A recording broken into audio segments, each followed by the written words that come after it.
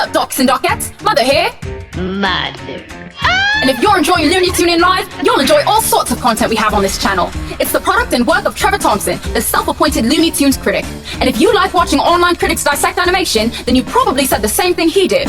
Why is it so fucking terrible? What's your language, you bud? Looney Tuning Live is only available to watch right now, but if you want readily available Looney Tunes content, check out Trevor's commentaries, deep dives on Looney Tunes' Merrie Melodies, and even remixes and restorations of classic Warner Brothers animation.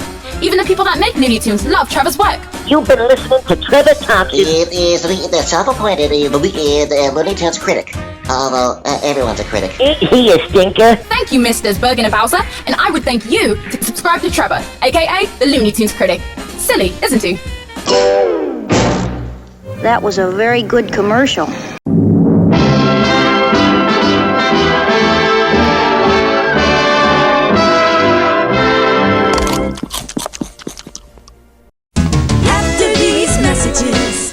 We'll be right back. This Turkey Day, we're serving up rabbit and duck with a generous helping of the Looney Tunes show, plus classic Looney Tunes shorts. Yep, it's a lot of fun. Tons of fun. And they don't have to clean any plates to get their just desserts. Thank you. Don't miss the Looney Tunes Thanksgiving Marathon this morning, starting at 11:30, 10:30 Central. Only on Cartoon Network. I'm never gonna remember that. Start your day a little bit better. I gotta have some of that sugar crisp.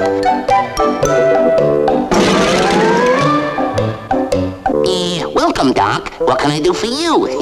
I'm all ears. I'm hunting that ornery rabbit. You mean the one who takes your sugar crisp because they're made of whole wheat to help make him strong? That's the long-eared varmint. Haven't seen him. Tarnation, give me back my sugar crisp.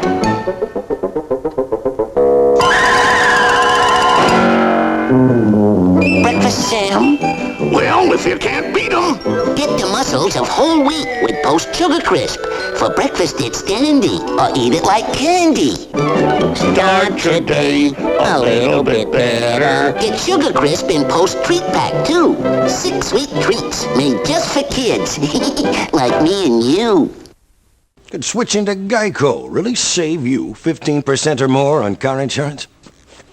Would Foghorn Leghorn make a really bad book narrator? It was the best of times. It was worst of times. And by worst, I'm talking as bad as my Aunt Jenny's corn pudding. That stuff will sink you like a stone. Okay, that was You getting all this in there, son? I just added that last part. It's called ad-libbing. Anyway, it was the age of wisdom. 15 minutes could save you 15% or more on car insurance. Oh. What's up, Ducks? This is Zach Homiser here, the Southwest Looney Tunes viral flight attendant. Shh! Be very, very quiet. We have reached your destination. And you're watching Looney Tuning Live, so stay tuned.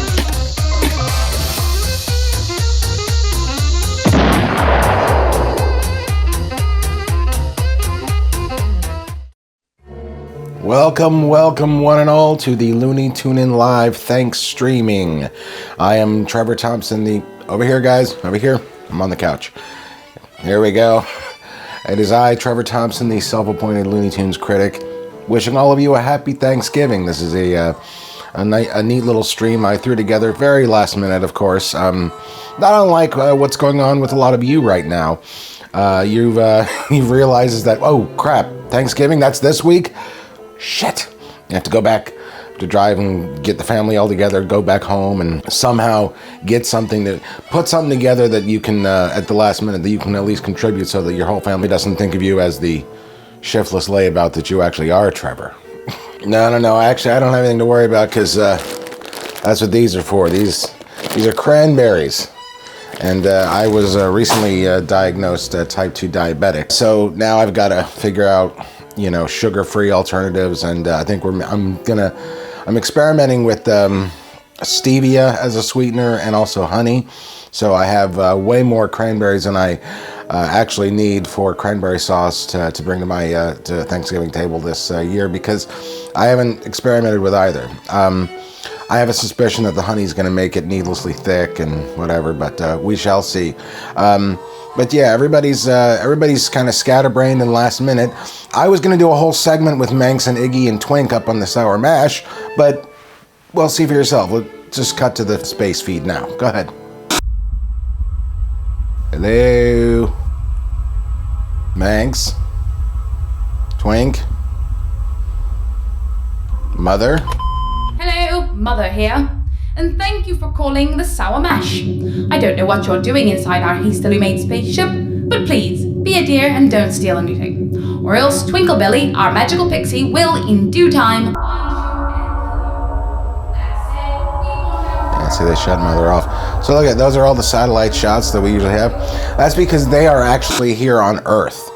I can't even remember, some town in Kansas. Bemidji? Yeah, Manx and Iggy's parents apparently live out there, and they've never met Twink before, so that should be interesting. But yeah, so they're out having their Thanksgiving.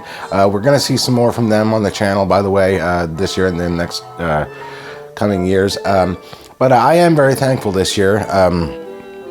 I had something of a personal and professional setback.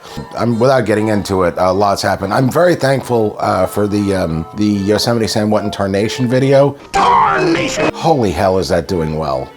I mean, I've never had that kind of welcome. I mean, it's not even 2 months yet, and already that's had 26,000 views and over 200 comments and shares, and it's just, I have a lot to be thankful for this year, that's for sure. So let's get into it here at the Looney Tunes Live Thanks Streaming. Is that what I'm calling it? The Thanks Streaming is what I'm calling it, apparently.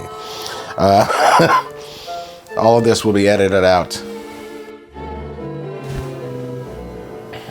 Should have taken that out. Yeah, this is the Looney Tunes Live Thanks Streaming. I don't like that name. I made these notes several weeks ago, and now I'm looking at them again, and I don't like the name Thanks Streaming, but hey, it's last minute, we're throwing it together, and we'll just see, you know, we'll see what sticks, we'll see what works, and maybe we'll do better next year.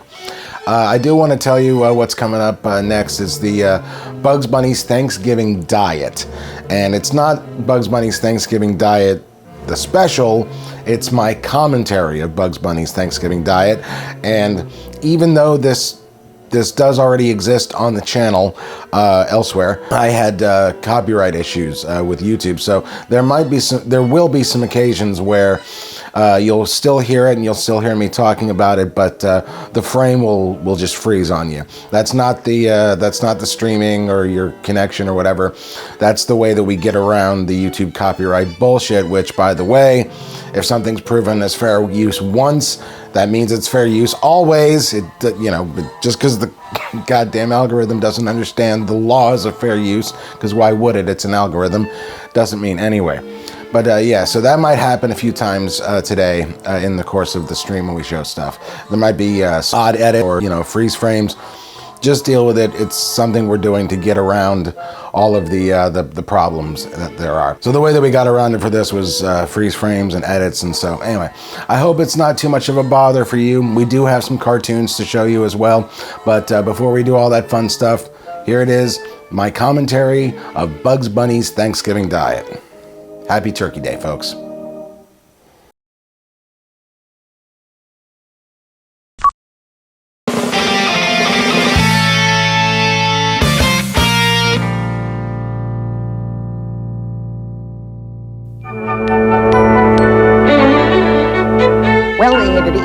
Doctor, if you say so, I'll give it a try. What's up, docs and docettes? It's Trevor Thompson here, the self-appointed Looney Tunes critic, and right off the bat, I want to apologize if there's some excess background noise here with me. It is 55 degrees here in Georgia on this lovely Thanksgiving Day, and it is just pissing down rain. Pardon my French. Get it? Dow Jones, Dow Freeling, as in Chuck Jones, as in the Dow Jones. Anyway, I'm looking at my app right now, my phone app, the weather app, and it is going to be raining until at least 2 p.m. So I apologize if the rain noise bothers you. If you're a goth, though, it's second nature to you, and you're like, "Oh, this is fine. This is moody. Okay, cool." Anyway, let's just get right into it. This I've been told I swear a little too much, so let me get this out of the way. This special fucking stinks, despite the amazing June Foray. I eating like crazy lately is some big emptiness I try to fill.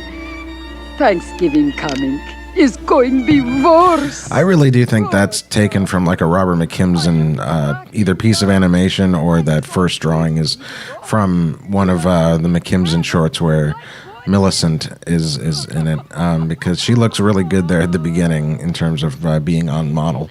She looks really good in terms of being a position there. You know what I'm saying, fellas? Chubby chasers out there unite. But this is the great June Foray, and one of the few cartoons where she, or not cartoons, but projects where she gets some major credit for doing what she did. She in the original shorts, like this one here, Rabbit Every Monday. In the original shorts, only Mel got credit, but this is one of those things that one of the few good things about it is that she gets credit for it. A lot of people know that she did radio, but I found something really cool recently that she did fairly recently. It was an internet radio show that has been around since 2004 called The Radio Adventures of Dr. Floyd. She was in episode 501, Ballot Bandits, and it originally went out on Sunday, September 3rd, 2017. And this is her portrayal on that show of Susan B. Anthony. Susan B. Anthony, who has just come out the front door. Good morning, Sisters of Freedom. Good morning, Susan. Are you all ready to make history? Absolutely, yes. As you know, the 14th Amendment to the Constitution says that all people born in the United States are citizens. It also says that all citizens are entitled to the privileges of citizenship, and one of those privileges is voting. Yes. This is June Foray, and you're listening to the Radio Adventures of Dr. Floyd. Speaking of radio, and Miss June, the lovely Miss June, rest in peace, is she did, I'd say well, they published it this year, but I think it was a few years ago. She did an interview for the Pacific Pioneer Broadcasters. If you know who they are, good for you. I don't know who they are. I do know this, though, before I get into that particular... I have two clips from that, but before I play them, I want to acknowledge something here about Rabbit Every Monday, or which is what this cartoon is. It eventually it falls into that trap that a lot of the paste-ups deal with, which is they have to change something to remain current, but it sticks out like a sore thumb, the changes they made, because in a minute what's going to happen is that Bugs is going to get in that oven, and the gag is that there's a party going on in there, and there's live action footage and stuff, but it's all of the time. It's all of the 50s, I think 57, something like that.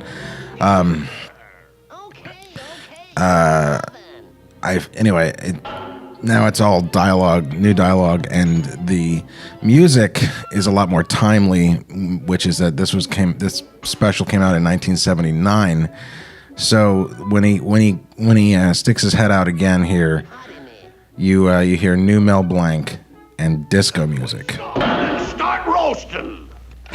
Got a bottle opener, Mac? Thanks. Then we go back to the original. Then he comes out again with new. Gotta have some cracked ice and a few more chairs. Now, this is the original dialogue from the cartoon, but Mel is redoing it because they can't separate it from the Karl Stalling original music. You can't scare up a few more ashtrays, kiddo, huh? And you can hear how different Mel's voice is when Bugs comes back out. Coming in, Mac. The girls have been asking for you. You can just hear, the years of smoking in his voice and the hospital. He's been in and out of hospital at least once at this point. Ready and raring to go. Same with Sam. Hey, girls, the life of the party is here. Imagine him falling for a gag like that. Right away, you can hear it. The voice is so different. So they're, 20 years younger. But anyway, it's just sometimes I wonder why I mean, Greg Ford argued, oh, that's the shot right there. In focus, live action vagina. That's why you have it, folks. Crotch shots. I mean, if you have a little bit of money to spend, why spend it making the animation look good and live up to the original stuff when you can have low-angle, upskirt crotch shots to bad disco music? If you're going to spend the money, spend it smartly, I say, right? Ugh. Oh, my God. There's just so much about this not to like. I'm with you, Pez. I'm with you. I get why you didn't want to do this commentary with me.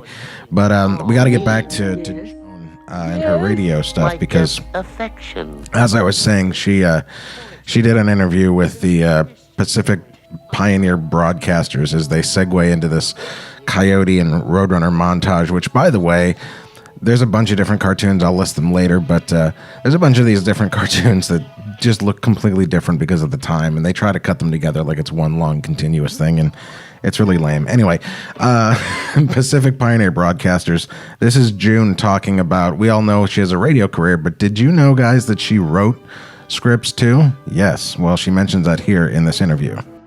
Did you ever do anything for Armed Forces Radio during the war or Yes.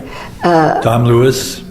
Well, I appeared, it was the theater on Vine Street when they had the live shows, and Jerry Lewis and Danny Kaye would be doing their shows, and the writers always had me as one of the foils, and it was fun to do. Oh, bad.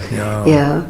It's strange about the Lady Maple Leaf stories. We had the earthquake in 1994, and I live in Woodland Hills, and it was very close to the Northridge the quake area. Everything fell off and broke. But I was going into my garage, and there were scripts on the floor, and I thought they were my husband's scripts. They were my Lady Make-Believe scripts. You still have them? Yes. Oh my. And I reread them. I loved them. I recorded 6, and I sent them to Ted Turner, and he bought them for $10,000. For heaven's sake. Wow. Aren't you glad you kept those? Yeah, when I didn't get anything for it. You know.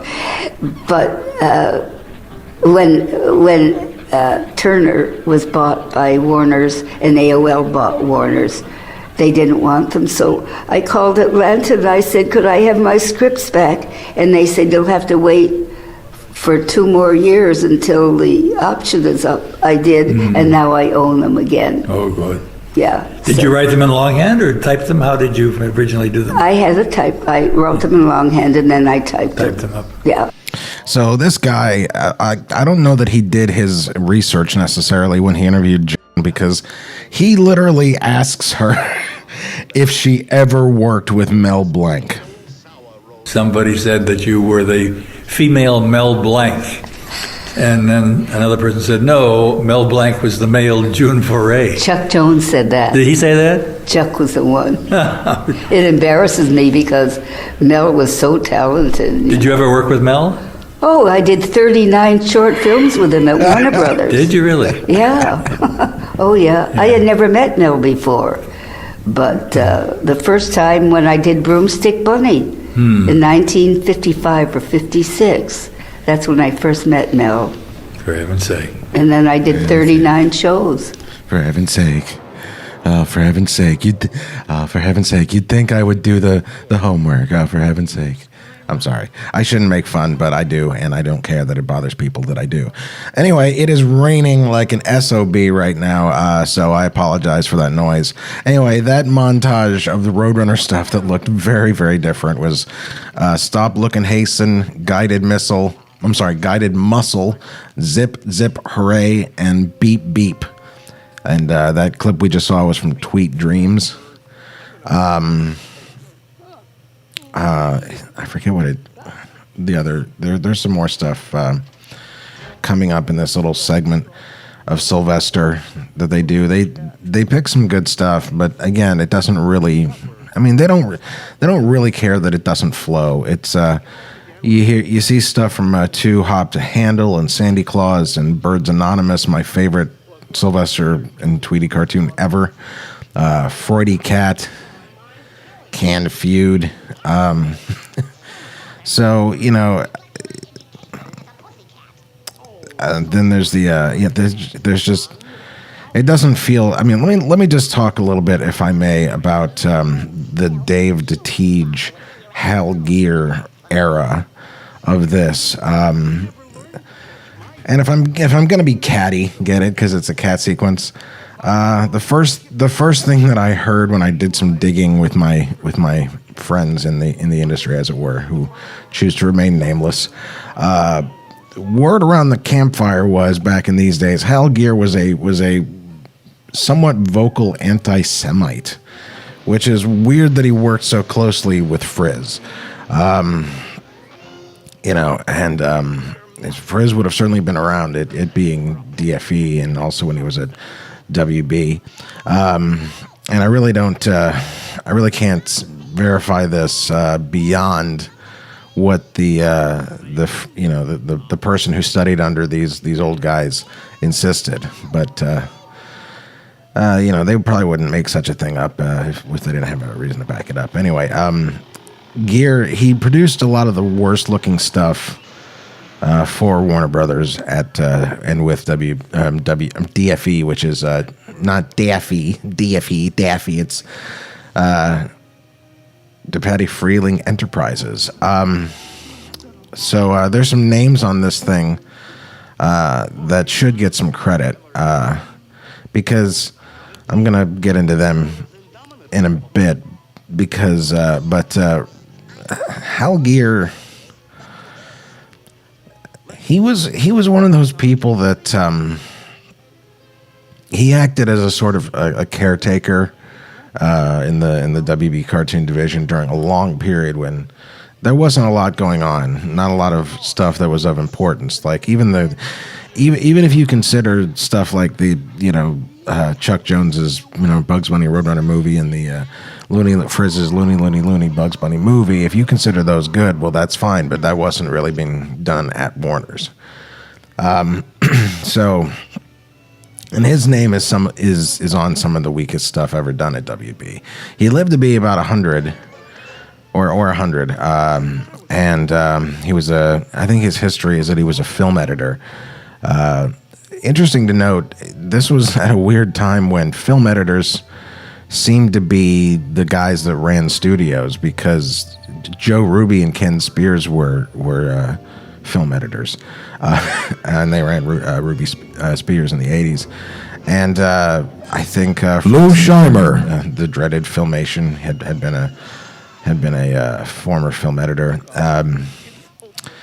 but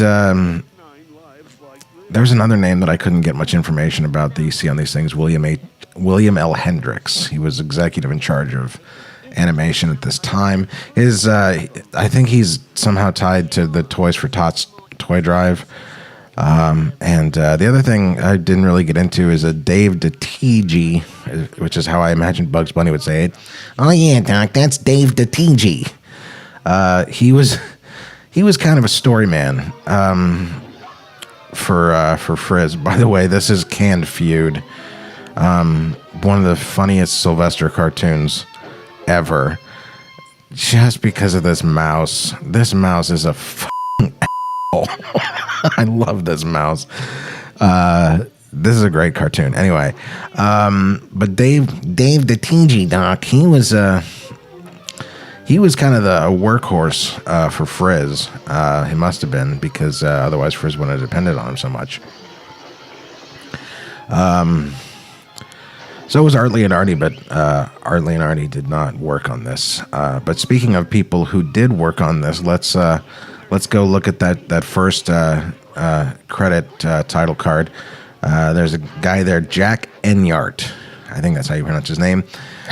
He's a well-known Saturday morning cartoon writer whose main career happened in the late 1970s when this was made, and early 1980s. He was once writing partner of the late Gordon Kent, but went solo around the time that Gordon became a sheet timer some 2 decades ago.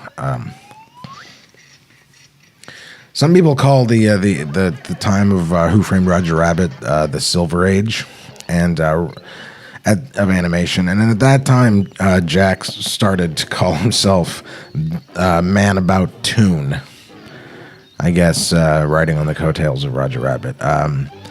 He apparently is he's teaching cartoon writing online, which is kind of selling himself short because by all accounts he's actually a very talented caricaturist. I couldn't find any of his drawings online though in time. But let's move along down the line here. Chuck Harvey. Chuck is an experienced key. There you go. There's some new Mel Blanc for you. He's a key character layout artist and animator. He worked at Disney. He actually also worked on in the early days of Tiny Toon Adventures.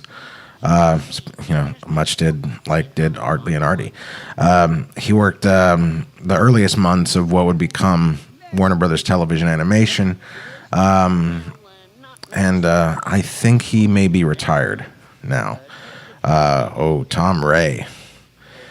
I say that with a modicum of disdain, not just by the fact that this cartoon is now. Well, now it's good because it's switched to the McKimson in a very weird way, where Bugs is supposed to be reading this thing, and he's in the jungle all of a sudden.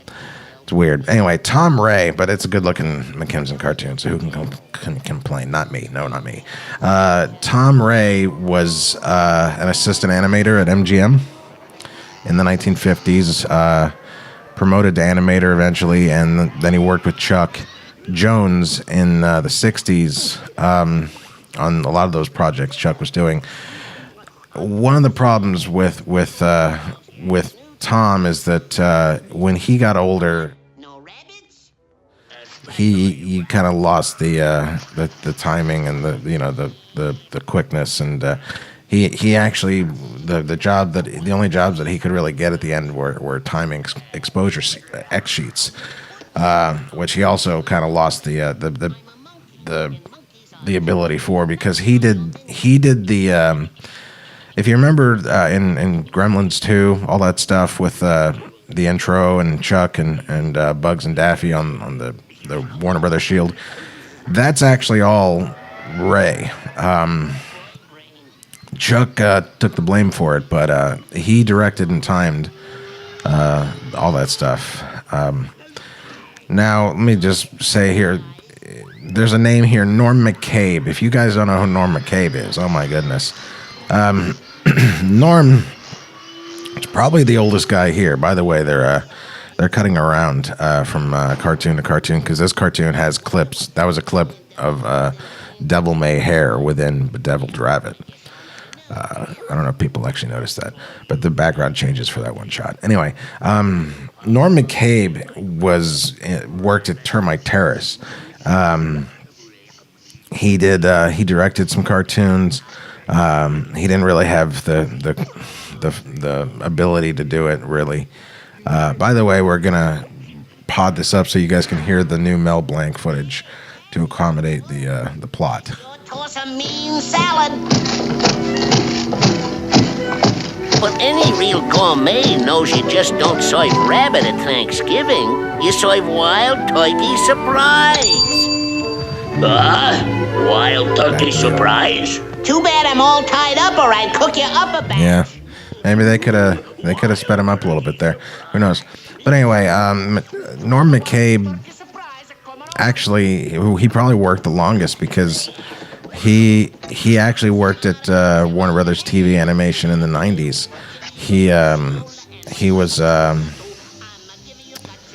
He worked on Sylvester and Tweety Mysteries, actually.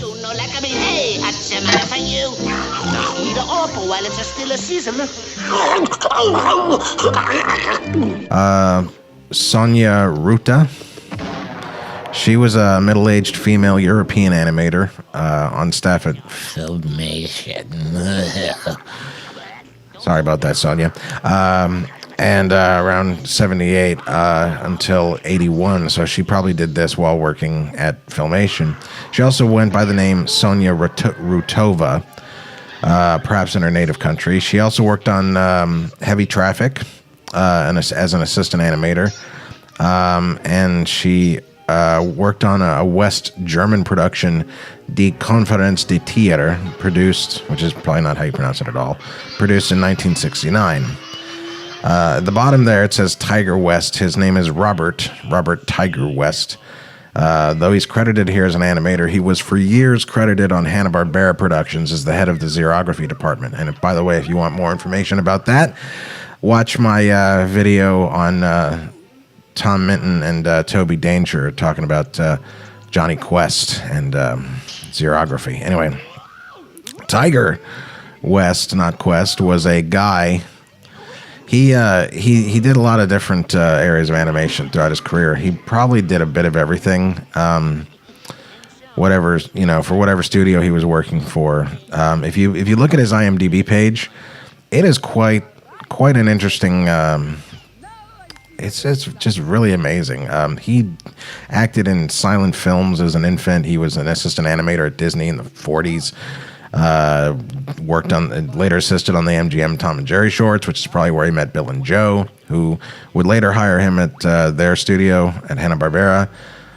Ruby Spears, DFE. He received the local 839 Golden Award for having worked at least 50 years in the animation field.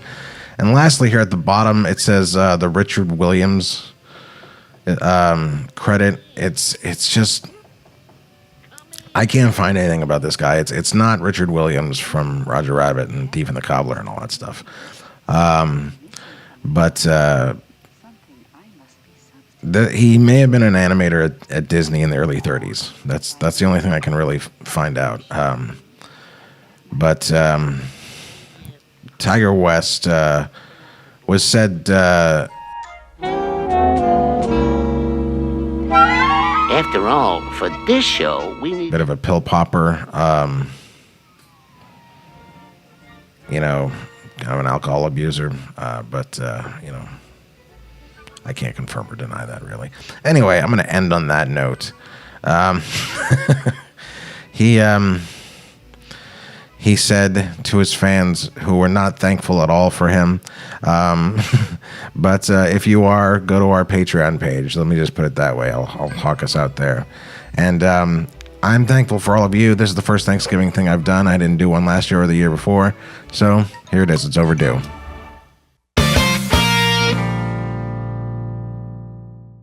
Michael, I say, Michael, would you like to hear a bird call? Sure, Foghorn. With MCI, a bird can call for just 5 cents a minute every Sunday and 10 cents a minute all week long. Now that, my friend, is a beautiful bird call. The bird thinks he's a comedian. Now stop stealing my material. Call 1-800-Sundays to sign up. Don't get me riled. So anyway, I've been to a lot of places. I've helped a lot of people save a lot of money. But today, things have been a little strange.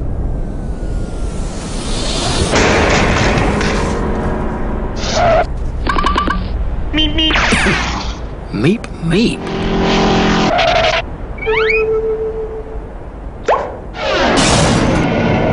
What a strange place. Geico. 15 minutes could save you 15% or more on car insurance. Now, for new Tyson Looney Tunes meals, Daffy Duck. Thank you. My spaghetti and meatballs. Sylvester. My fish sticks are stupendous. Tweety. Look, nutritious. Delicious, too. Introducing Tyson Looney Tunes meals for kids. Nutritious meals that taste great. Bugs Bunny. You'll find my meal in your grocer's freezer. And these other guys, too. New Looney Tunes meals from Tyson. Really like family.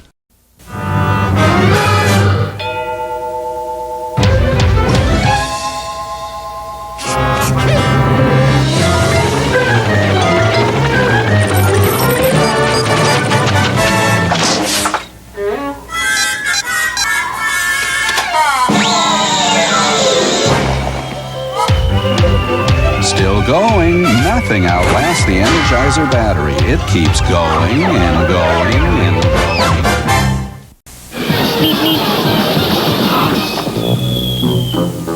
Yipes, I better help. Tempt your tummy with Honey Nut Cheerios? Wouldn't you rather have the taste of golden honey and crunchy nuts? Part of your complete breakfast.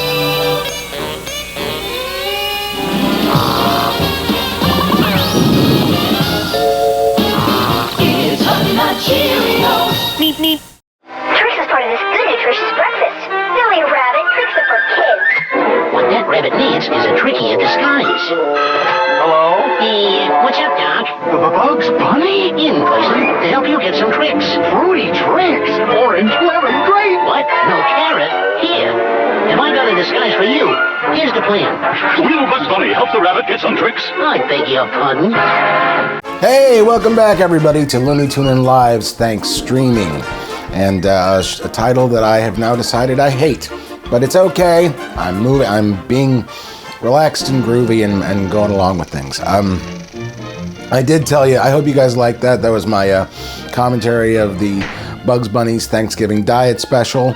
A special that is, of course, not very good, but holds a very special place in my heart because I do remember watching it as a kid when it originally aired at a very young and formative time. But I did promise you guys some cartoons, so that's what we're going to do now. We're going to watch a cartoon that is very Thanksgiving-y in its not in its theme, but you'll see what I'm talking about. It's called Tom, Turk, and Daffy. There it is. We're playing it right now. But there is something up here, right here, where it says the story credit goes to the staff. I have not heard anything about this. This is a thing, the staff, no one knows what this is a reference to or why. But considering when it came out, the time it came out, and it's the Jones unit and what era, it was more than likely Mike Maltese and Ted Pierce. I don't know why they're credited as the staff, though. So, anyway, here's the cartoon. Jingle bells, jingle bells, a rinky pinky pinky pank, a rinky panky and a jingle bells and a jingle bells.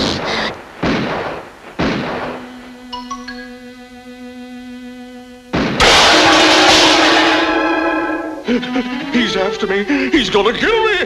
Don't let him kill me. I'm too young to die. I got my whole life before me.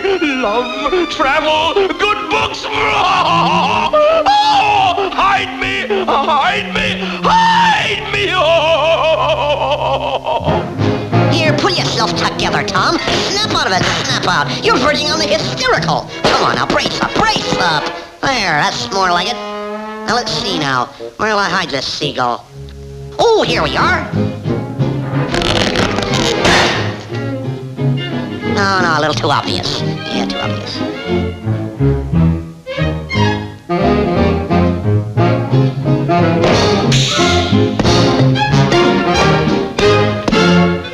No, even more obvious, sir.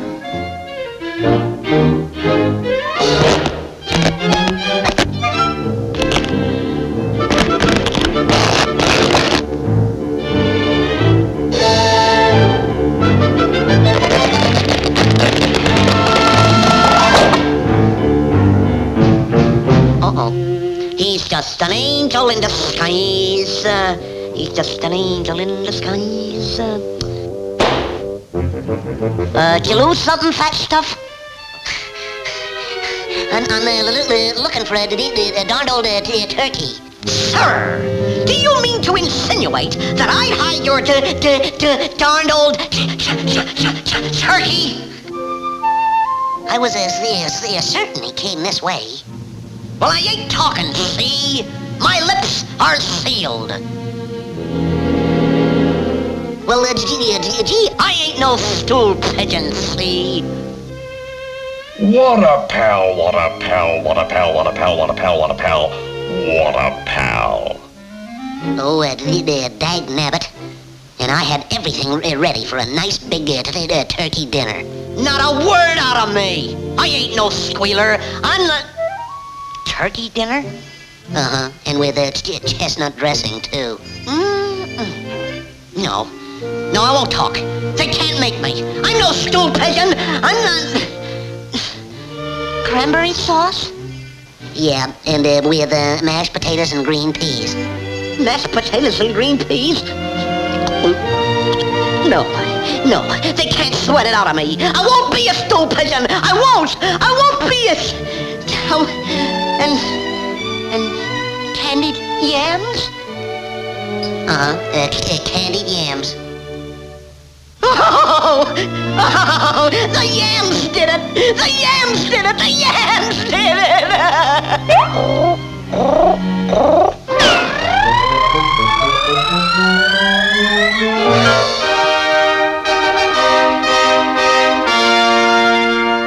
I didn't want to do it. It was those yams. Oh, those nasty yams. Whistling. Kid, come out of there. I got you covered, kid. Come on out of there, you old turkey, you. Come out or I'll blast you. Those nasty, delicious yams. Gobble, gobble, gobble. So there you are, you old turkey. Turkey? Who's a turkey? Now wait a minute, Miles Standish. I'm a duck. Quack, quack, quack, quack. I can swim. Observe.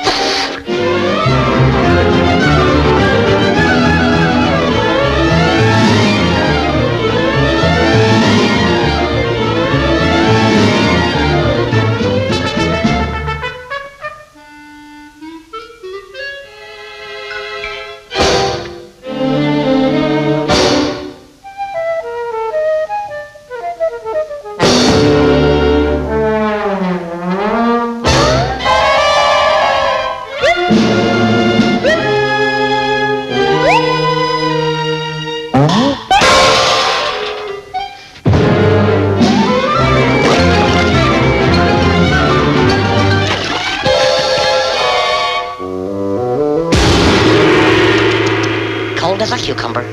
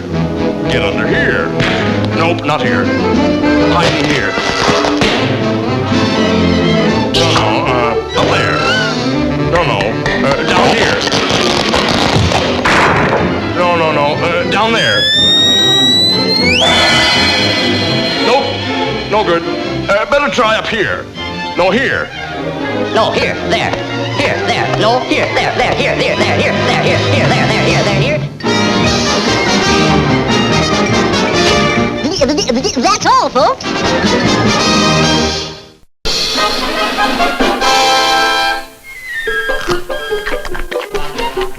This, folks, is a Ferris Wheelhouse live stream production.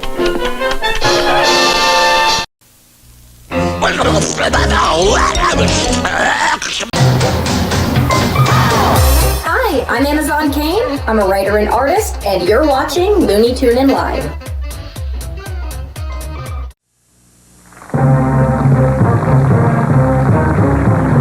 Ladies and gentlemen, an ode to the amendments of the U.S. Constitution. This crowd will never go for that highbrow stuff. Looks like it's up to me to steal a show with some good old-fashioned hoofing.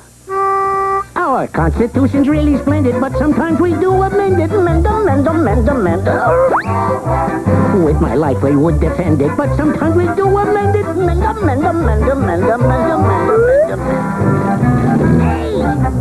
For 200 years, amendments have allowed our Constitution to grow in the country. The 13th, for instance, put an end to slavery, while the 19th gave women the vote. It was intended to be amended, the Constitution.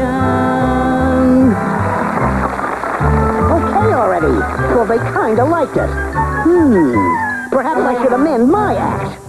The Constitution works for everyone, even kids. What's up, Mike? Oh, they're not anything up, Bugs. There's nobody here but us monkeys. Make friends with Kool-Aid. Make Kool-Aid with friends.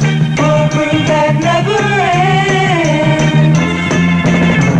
Make friends with Kool-Aid. Make some Kool-Aid soft drink mix. You can always use another friend. I'm gonna catch me a big chicken. Look, I say, looks like Australia. What's up, boy? I'm gonna eat you and grow big. Now that's a bit hard to swallow. That's a joke, son. This boy's as sharp as a bowling ball. If you want to grow, you need a balanced diet. You gotta start with golden eggs. They're full of protein, iron, and vitamins. Essential for healthy living. Golden eggs. My goodness. Goodness, that is. Could switching to Geico really save you 15% or more on car insurance? Does Elmer Fudd have trouble with the letter R? Shh, be very quiet. I'm hunting rabbits. Okay, cut. I'm hunting rabbits, Elmer. Let's try that again. Shh, I'm hunting rabbits. Cut. Rabbits. Rabbits. Rabbits. Rabbits. Rabbits with an R. Oh, this director's starting to rub me the wrong way. Geico. 15 minutes could save you 15% or more. Stop, Earthling! This is gonna split. Intruder alert, 3D Game Lab. Has Express, game in progress. Now that was explosive. Space Race, game engaged. Yikes. Surrender, Earthling! Sure, Doc. Games for the next millennium! Just dance, watch magic motion when you get the chance. So much you can do there, shows to make you laugh. Rides to spin you round, rides to make you wet. Your turn, Bugsy. This year there's a new ride coming just for you. Ooh, come to Magic Mountain. Looney Tunes! Smush 'em! That's the new stretching, twisting, squeezing dough game!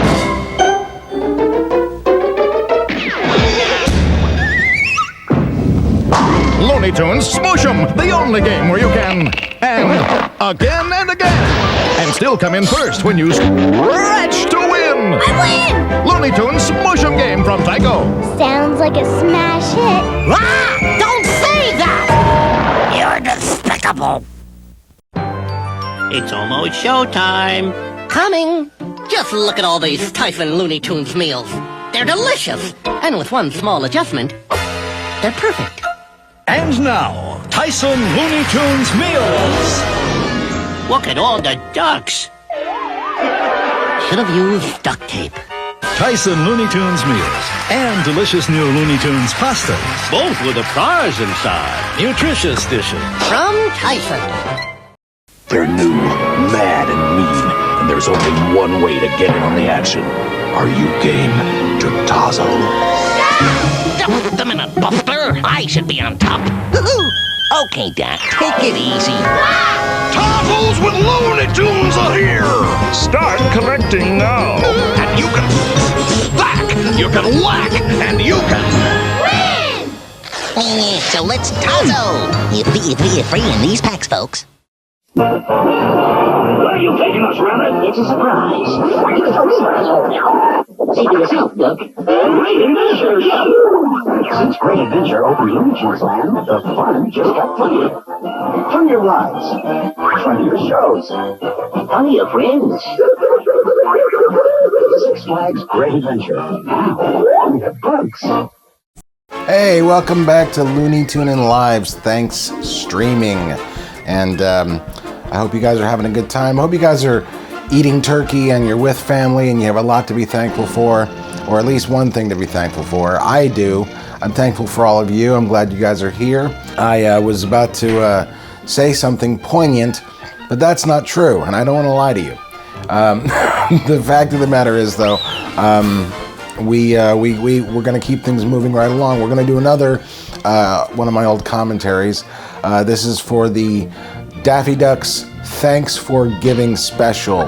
Now, if you thought that the Thanksgiving diet, if you thought that was low effort, I mean, it's low effort, Chuck Jones. It's pretty much, I mean, it'll speak for itself once it gets started, but the actual cartoons in it and my commentary are just tops. I mean, it may not be the turkey, but it's certainly the stuffing or the other food metaphor that I can't think of at this moment. But here it is now, and I hope you enjoy it as we keep things moving along right here on the Looney Tunes Live Thanks Streaming.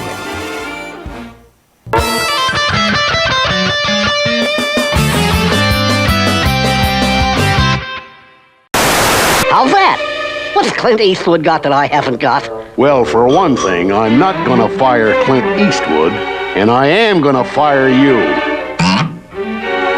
Oh, sure. Fire the duck. Roast the duck. Parboil the duck. Anything to humiliate the duck. What's up, docs and docettes? Trevor Thompson, the self-appointed Looney Tunes critic here, and in a time when we're supposed to be thankful, I present to you Daffy Duck's Thanks for Giving special, an extremely threadbare and unthoughtful paste-up produced by a beginning-of-the-end Chuck Jones and a Jew-hating Hal Gear. And in the spirit of the holiday, I encourage you to be thankful.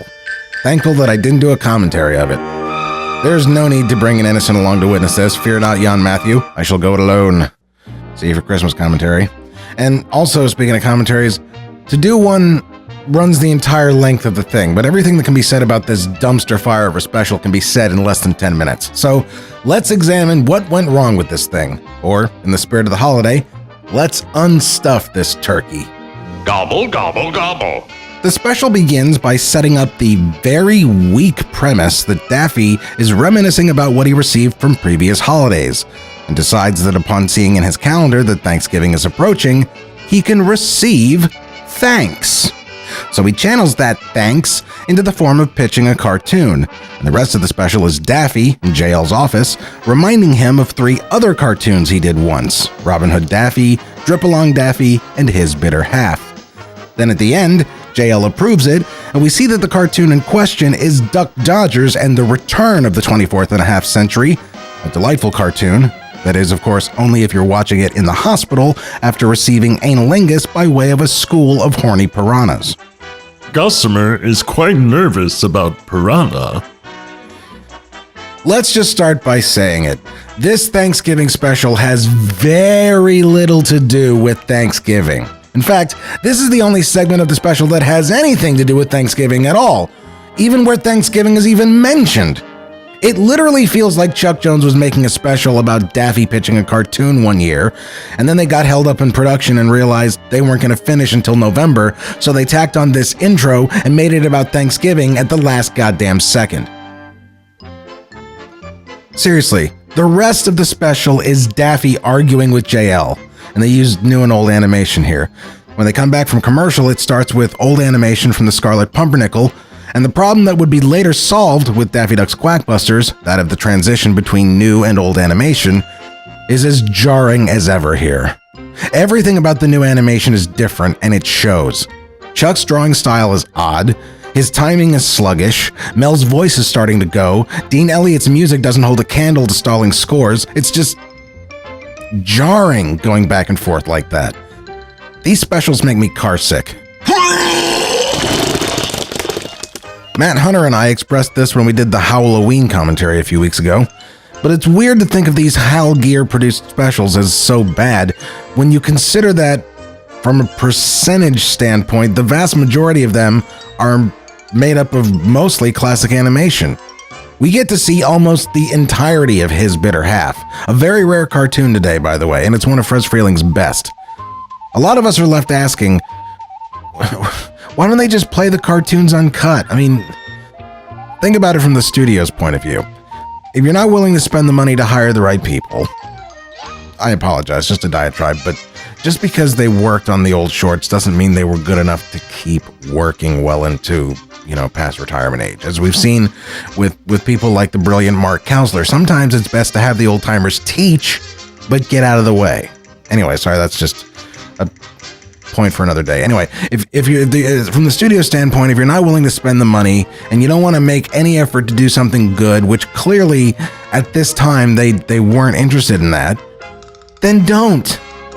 Just pick 3 or 4 cartoons and run them. We'll watch. And while you're at it, pick cartoons about Thanksgiving. Come on, Chuck. You're doing a special with Daffy about Thanksgiving and you're not going to include Holiday for Drumsticks? That's a no-brainer. And apparently so were you when you made this thing.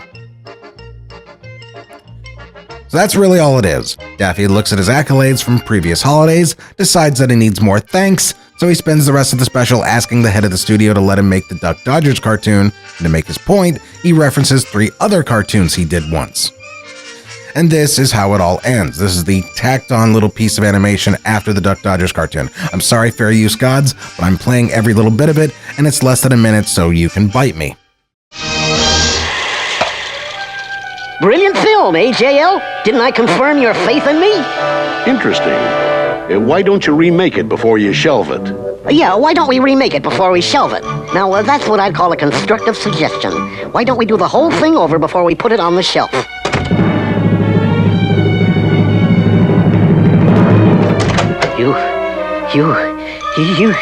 You're despicable. Super tacked on, am I right? Well, I guess that makes sense. The intro and the body of the new animation feels tacked on as well, but taking a cue from that intro, why not have something in the end about Thanksgiving? Some lame joke about his new picture being a turkey? I don't know. But we don't even get that. And don't blame your bad writing on Mike Maltese, Mr. Jones. I know what's going on here. Chuck works best when he gets artists under him that are talented and do their thing. But toward the last 25 years of his life, he got artists under him who would do his thing. And if layout, voice acting, and gags aren't your thing, but you insist on doing them anyway, you're going to be the director of a bad cartoon. Speaking of bad cartoons, Ron Diaz shared credit with Maurice Noble for production design, and it's in this Dodgers short that because Diaz is no Maurice Noble, their stuff does not meld. Diaz's stuff feels like the new animation, Noble the classics. So when you see Noble's stuff in the background surrounded by Diaz, it sticks out like a sore thumb. Or a giant red monster that is nothing but hair and shoes. I don't know. Anyway. As late in the golden age as the early 60s, Chuck had started being his own writer, and even though John Dunn is credited with writing this 1964 cartoon, The Iceman Ducketh, I have it on good authority that Chuck wrote it himself before leaving Warner Brothers, which is why it was co-directed by Phil Monroe and Maurice Noble. Incidentally, Monroe also co-directed this special. John Dunn merely had to take what Chuck had boarded out, but Jones had written several cartoons on his own after Maltese left to work at Hanna-Barbera, as well as a number of projects for his own Chuck Jones Enterprises. So, 16 years later, I feel Chuck was confident in his abilities as his own writer, whether it was deserved or not. And I believe that Mike Maltese's involvement was mainly to provide stuff for Chuck to mine, whereas in the Looney Tunes golden age, their writing proved to be more of a partnership. I mean, look at these storyboards. These are Mike Maltese's storyboards for Dodgers in the Return, and Chuck didn't use much of it at all. Now, I don't know how much better this thing would have been if he'd followed Maltese's storyboards to the letter, but it certainly stands as proof that Chuck was, by this point certainly, less interested in making funny cartoons and more interested in making Chuck Jones cartoons. Whatever that qualified as at the time. Now look, I love Chuck Jones. There are several eras where he's banging away on all 8 cylinders, and he did great stuff at studios other than Warner's. All of that is indisputable. But sometimes when the greats make something bad, it's even worse. We expect our greats to know better. But in a weird way, that makes us appreciate their good stuff even more. And that is definitely something to be thankful for. Happy Thanksgiving, Ducks and Duckettes. I'm Trevor Thompson, the self-appointed Looney Tunes critic, and until next time, that's all, folks. For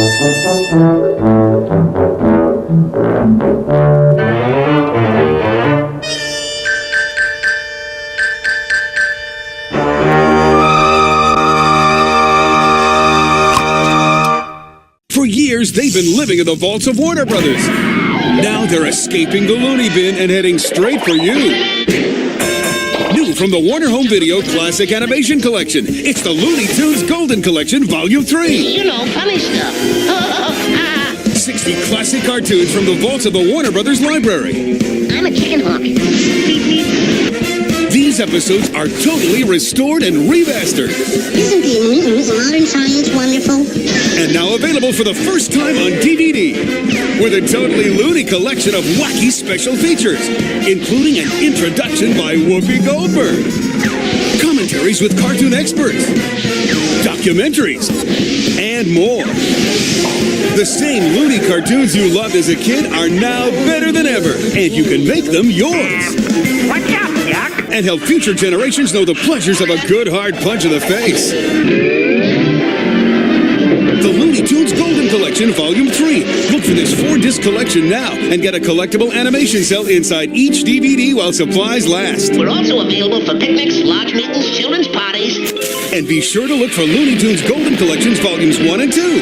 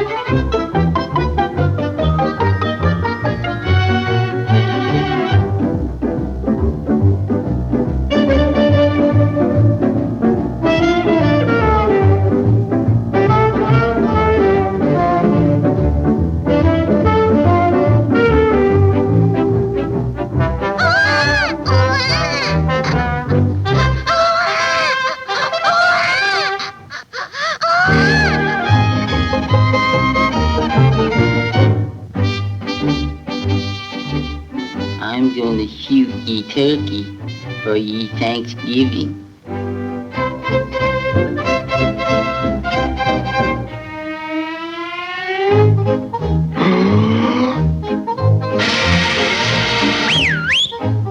Hey, turkey!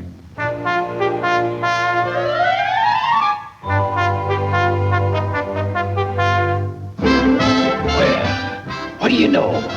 Another customer.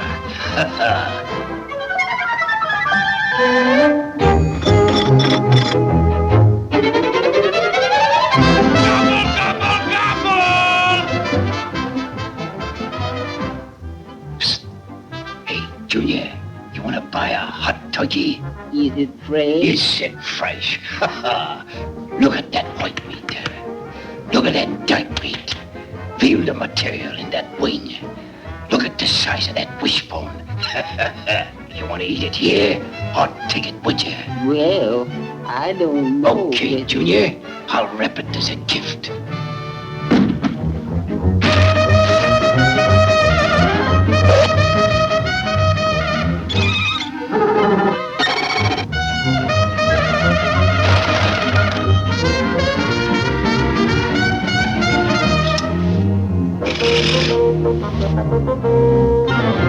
Here you are, pal. Happy Thanksgiving.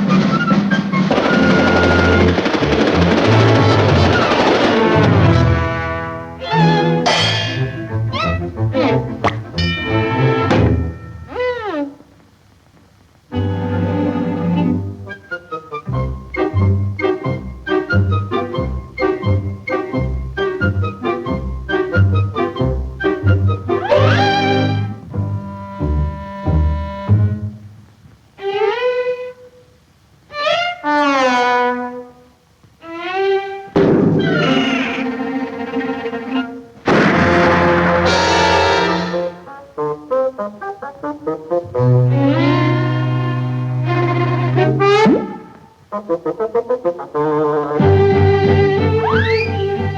you?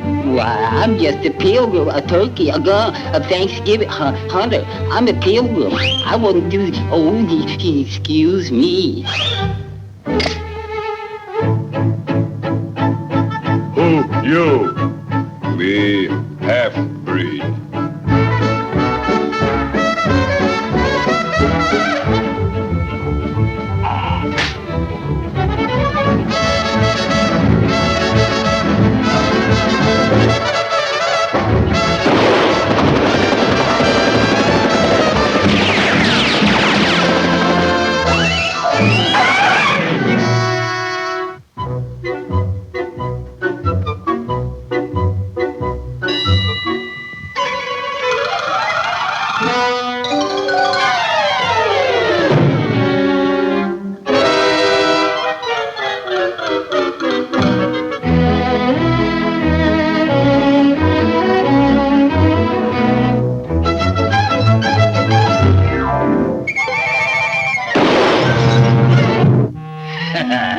Some funny joke, eh, Junior?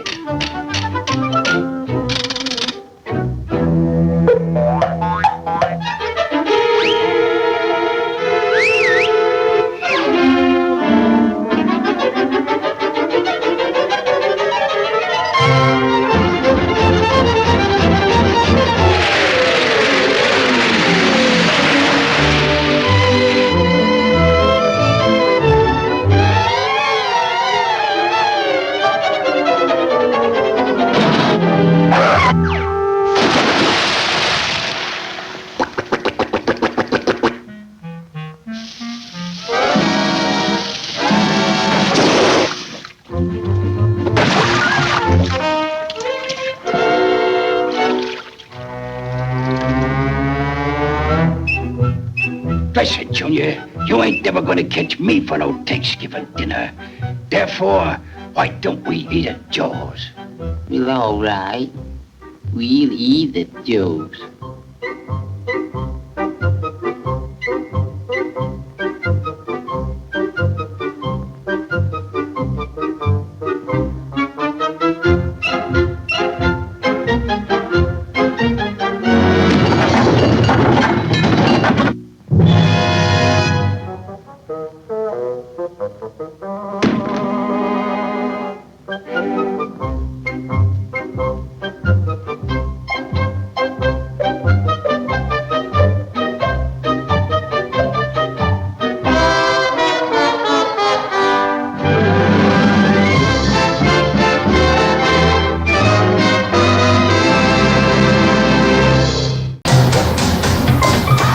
Hey, I'm DABBLERS, I'm a Looney Tune artist, and you're watching Looney Tune in Live.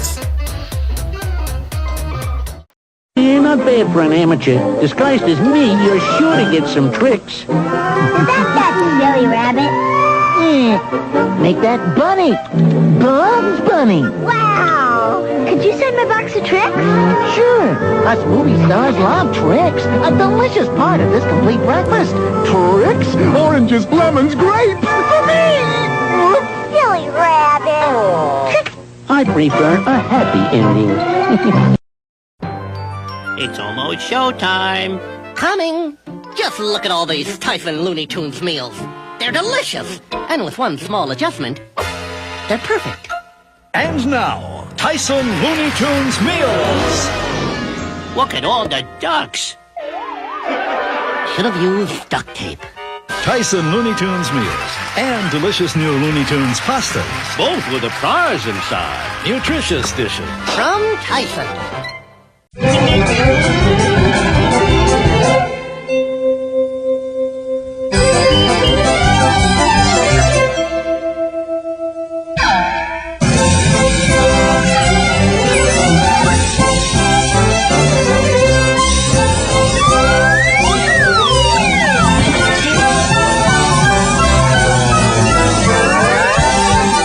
Roadrunners Death Valley Rally. Is this a great game or what?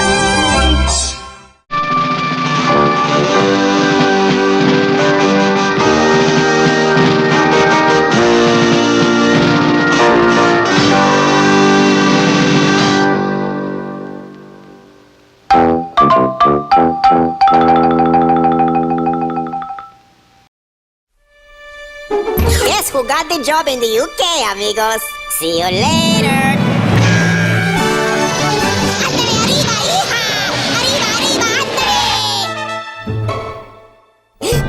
No way, Jose. I know where it is. I am the fastest mouse in all Mexico. I don't... Okay, I do it.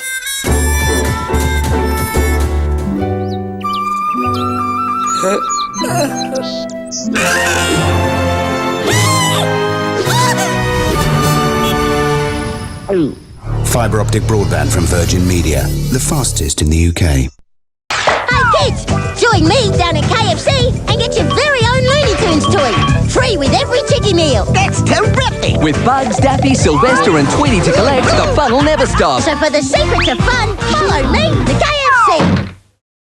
東芝の携帯電話ダフィーそいつを嗅いだ OK こちらのデータでは GO だ OK よしあとは任せた OK 日本中いつでもどこでも情報を逃さないああ今日は疲れたな情報ナイスキャッチ東芝の携帯電話これは嗅いだねマルチメディアへオンデマンド東芝Now at McDonald's, get a cool toy from Michael Jordan's new movie Space Jam. There's Bugs, Taz, and even some bad guys like Monstar. 6 plush toys in all. Each is $2.99 when you purchase any large sandwich. I'd trade you 2 Daffys for a bug. No way. Welcome back, everybody, to Looney Tunes Live's presentation of Thanks Streaming. A hasty little production, if ever there was one.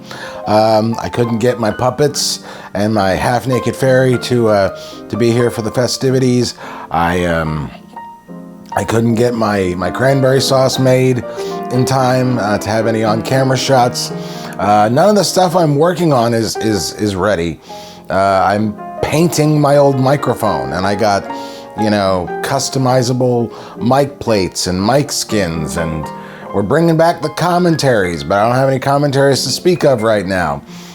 We're bringing back a bunch of stuff. I got a video that I'm working on right now that is killing me because it's taken forever. It's called 10 Things People Get Wrong About Classic Animation. It's a pretty big deep dive, and I don't know why I'm bitching though, because I'm right where I want to be. I'm happy that I'm here, and I got plenty to be thankful for. I'm amongst family and friends, and also, I've had that for quite some time. Look at this. This is home video footage for me from 1990, and that's the year. 1990 is the year. That's the year. 2 very big things happened in my world. One is we moved to Sarasota, Florida, where I am now, with staying with my dad and stepmom. But our family moved down here from Pennsylvania in 1990, and also 1990 was, for those of you Looney Tunes fans out there, 1990 was, as a lot of you know, 1990 was definitely the year of Bugs Bunny's 50th, and that's where I got that glass. Actually, was the year I got that glass. I'm sure if I were to really, really look, you could find in the kitchen in this footage, you could find this glass sitting in the cupboard somewhere. But yeah, it was our first Thanksgiving here in Florida, and if you look there too, look, Looney Tunes. I mean, it's right there on the TV. Looney Tunes is never far, and it's a wonderful thing, and I'm happy. So, who cares, right? Hey, listen, I'm seeing footage of me enjoying a cartoon. We've been watching me commentate on some of the not very good stuff, but we watched Tom Turk and Daffy earlier. That's a great cartoon. I'm back in the cartoon watching mood, so let's now watch Holiday for Drumsticks on Looney Tunes Live's Thanks Streaming. Enjoy.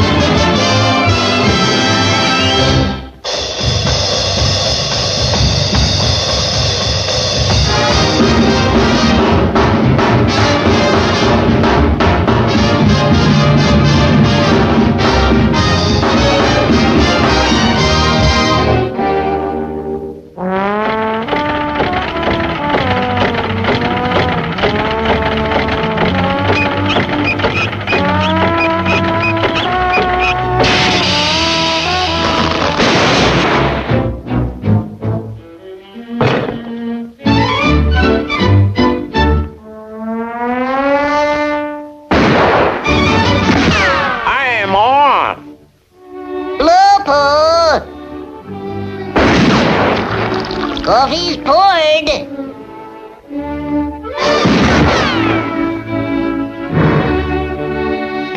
Got a turkey for you, Ma. For Thanksgiving, Ba? Yep. We'll have just enough time to fatten them up. You go get some grub for him, and I'll put him out in the yard.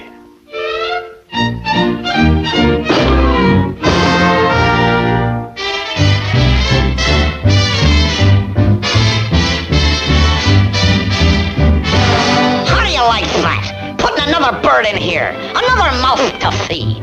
There's hardly enough food for me to eat around this place. Oh, well, I don't have to worry. I've got seniority on him. He won't get any more food than me. Huh? Hold it, Thomas! Boy, am I glad I was in time to save you. Save me from what? This food. I've seen them come and I've seen them go. Don't you see what their little game is? They want you to get all fattened up for Thanksgiving, so they give you all of this food, and you eat and eat until you're nice and fat. Then on Thanksgiving, you get the axe. They stick you in an old hot stove. The next thing you know, you're on a table. It's time to carve. He picks up the knife. He starts toward you, and then... Hey, Thomas! Thomas! Thomas! Where'd you go?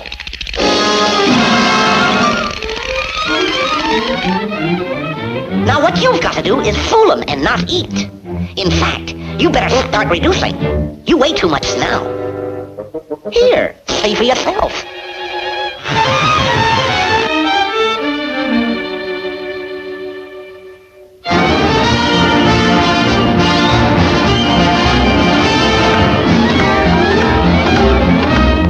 Come on, let's put some speed into it. Only 16 days until Thanksgiving, you know.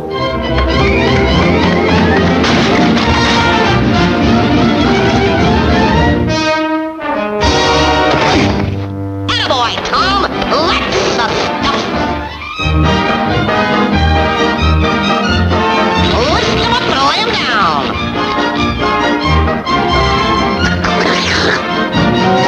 Easy does it now, give it the old oomph! Up, up, up!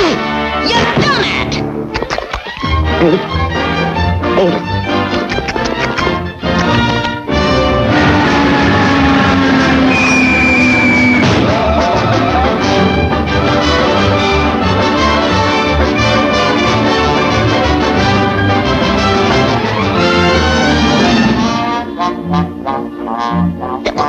Excuse me.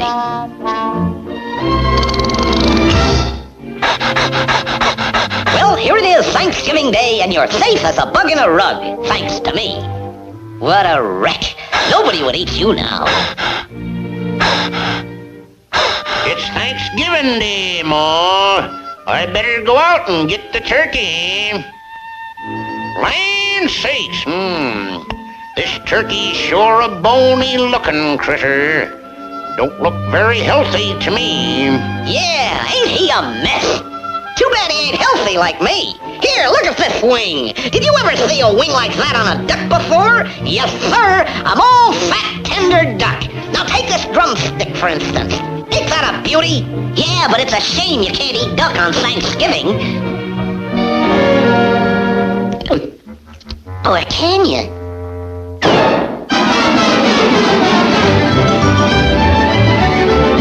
I gotta lose this weight, but fast.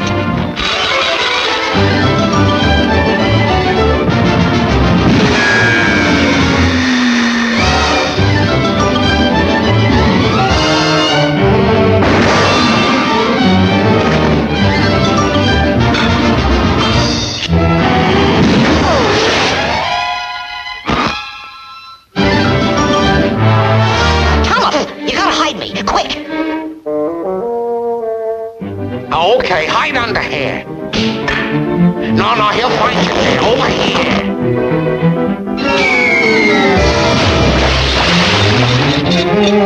No, not there. In here. No, not here. Up here.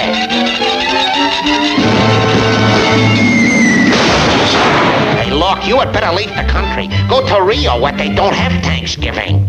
Yeah, here's your bag and tickets. Hurry, you don't want to miss the boat. No, I wouldn't want to miss the boat. Goodbye, goodbye. Don't forget to ride. Bon voyage.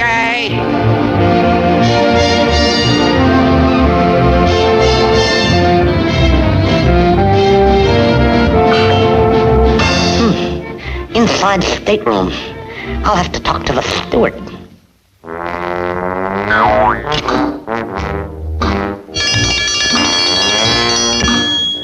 Is that duck cooked yet, Ma? No, and it don't look like it ever will be. I keep a-lighting the matches, and he keeps blowing them out.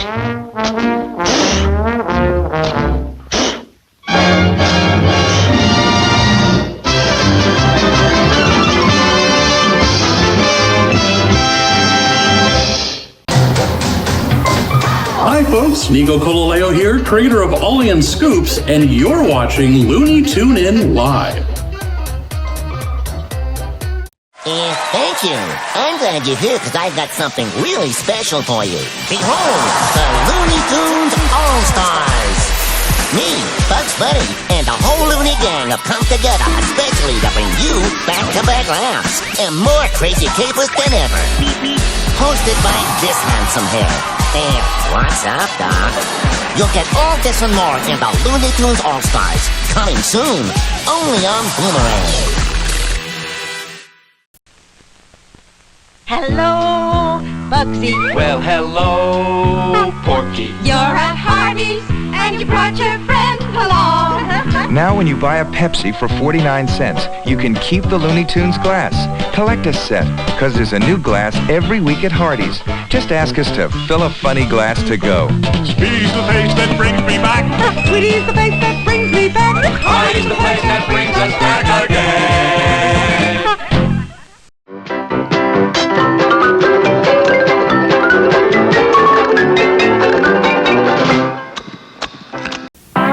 Looney Tunes, Looney Tunes. Porky Pig is working down on the ranch, and Bugs Bunny flies by the seat of his pants. Roadrunner 2 is racing all around town, and Daffy Duck is gonna drive you. There goes Tweety flying the coop, and here comes Sylvester chasing after him too. Looney Tunes. Die-cast toys from Ertl. Suffering succotash! I'm the star this week. Ooh, why? Cause this week at KFC, you can buy a Sylvester mug like me for $2.95 with every $5 purchase. Everyone will think they tow a pretty tad. I like it like that. Great. I'm such a big fan, Mr. Bunny. Hey, you get in here.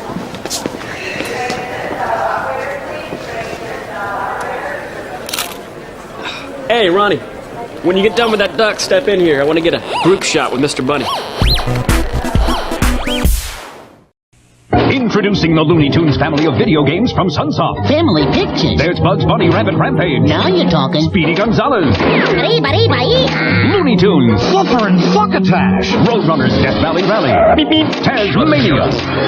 Finally, Daffy Duck, the Marvin Mission. Excellent. Move, Earthling. Kinda pushy for a guy with no mouth. You're despicable, and I'm iridescent. What do you know? Glow in the duck. That's it. The Looney Tunes family of games only from Sunsoft. Welcome back, everybody, to Looney Tune In Live's Thanks Streaming. The other thing that we were able to take some time with here that is Looney Tunes Thanksgiving related is a podcast. It's called Bugs and Daffy's Thanksgiving Podcast. I listened to it, I reviewed it, and there's, you know, if you're not aware, there's been kind of a change in my protocol, which is to say, I always wanted, you know, and initially when I started this thing, I thought I would probably end up reviewing everything Looney Tunes. And I realized at some point that doesn't make any sense, because while we love to live in the fantasy that Looney Tunes is for everyone, the fact of the matter is, some of it is indeed for everyone, but there's a lot of projects that are expressly made and targeted for kids. And that opened one up to realizing that even with something like Lunatics Unleashed, which is supposedly really mature. It made one realize, and King Tweety's another one, where it's like, you know, it's maybe not for kids, but it's definitely not for me. It's definitely not targeted to a 47-year-old heterosexual guy who doesn't play video games, doesn't watch anime, you know, stuff like. So it made me I realized not too long ago that it does not behoove me to review everything. So with that in mind, here is the one part of this podcast that I actually enjoyed and found kind of interesting. Thank you, Acme Corporation. You're welcome. We will be sending a representative to confiscate your telephone until you understand how to properly use it. See? It's not much, is it? So I don't know who this thing is for. It is available everywhere. I mean, you can find it pretty easily. I did. It's free. Eric Bauza is I mean, he's good in everything he does. He does the voice as well. He does the characters justice. It's just not my cup of tea. Yeah, you thought I was gonna just like sit and play the whole thing and comment the whole. No. But this as a podcast is not, you know, up my alley. I mean, I do like a lot of podcasts, but they're mainly comedians, you know, comedian podcasts and stuff like that. And so when I first got into podcasting and everything, it was like, that's, you know, having like overly, I don't even want to say overly, but produced stuff, like audio plays, like old time radio, but produced. The Nerdist podcast did an episode of Futurama, where they did an episode of The Nerdist that was an audio play of Futurama. And it's every bit as produced as one of the episodes, it's just that there's no animation. And that's the kind of thing I was like, when I first got into podcasting, I was like, I would love to do something like that, and I would love it if there was more stuff like that. Because the thing is, sometimes what I like, you know, I would say a good portion of my podcast listening is doing something in the background. It's on while I'm doing other stuff. And this requires you to listen to it. I'm not saying it's good or bad, but I'm saying if you're going to get anything out of it, you have to listen to it. And I just don't have, you know, I'll watch something I'm shooting this on Sunday, the Sunday before, and I'm looking at the clock and I'm noticing that it is 10:15, which means the new episode of Welcome to Derry is up. So I will watch that. And that's not going to be on in the background. That means we're shutting off all the lights here in the studio, you know, turning everything off. I'm getting a good bowl packed, and I am paying attention to the monitor. So I watch things. I don't have a problem devoting to stuff. It's just that a podcast usually I have on in the background, and this really does require you to listen to it. So again, if you're into that kind of thing, good for you, but I'm not going to cover it here. I'm just going to say thank you for continuing to watch the Looney Tunes Live Thanks Streaming, and I hope you are having a good Thanksgiving. I am too. I'm probably drunk right now, actually, having 3 or 4 bottles of wine because I'm with my family and I'm at home and I don't have to drive anywhere. So, hey, Bob's your uncle. But yeah, we're going to let the festivities continue here on Looney Tunes Live's Thanks Streaming. See you in a little bit.